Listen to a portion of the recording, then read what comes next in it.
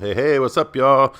First of all, I want to say Happy New Year's to everybody who's tuning in, to all my subscribers, everyone who has taken the time to leave a comment or a question over the past year. I hope everybody has a great 2019. I am personally looking forward to it, and I hope you are too. So, to get started today, our first video of 2019 will be an FVD Elements, and we're doing something that nobody asked for, but I wanted to do, and that is a flat fan turn. These used to be fairly common elements on coasters back in the day, back in the so-called golden age in the 20s and so forth. I think because they were very easy to do in terms of circles. It's basically a flat circle, and it was especially a good way to end a ride or just to provide lats in general. You can find examples of fan turns on rides like the first turnaround on the Santa Cruz Giant Dipper. The last fan turn, or most of the turns actually are fanned on the Coney Island Cyclone, but the one I'm doing here is more in the style of the final fan turn, which is on the Coney Island Cyclone. And you can also find one on the Grizzly at King's Dominion. So they've definitely been used quite a bit in design, but it seems like people don't use them too much anymore. So I was just thinking about it last night, and I really wanted to do one just because I haven't seen one done on a coaster in a long time, and I wanted to see if I could actually do this in NoLimits in FVD, because these were not typically designed with forces. Obviously they countered for forces, but they were done with circles and so forth. So actually doing something like this just by designing the forces that the rider will feel is a little bit challenging.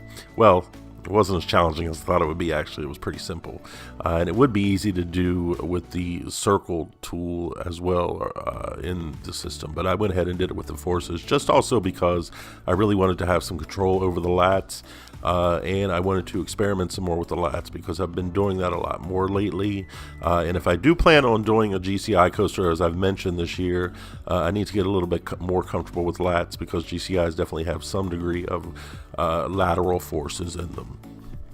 So you see, it's not too hard, and we'll take a ride on it, or we'll take it live in just a moment, and we'll see how it's done. So let's switch over to live, and we'll take a look and see what I did to accomplish this. Okay, so here we are. You see, this is fairly simple. There's not that much to it, and these were often used either at the beginning of the rides when they were much higher, or later in the rides when the forces were low, but the designer wanted to just throw in some lats. Like you'll see something like that on the Coney Island Cyclone with the final horseshoe turn. And if you watch the lat acceleration right here, you'll see that it gets strong going in and out of the turn, and then I kind of lowered it right here on the graph just a little bit because it made it a little bit more circular. Because this would have been done using circles back in the day when they were designing, so I just did that a little bit. You'll see if we flatten it just a bit. Let's go ahead and do that. Whoops. 2.3, that's not what I meant to do.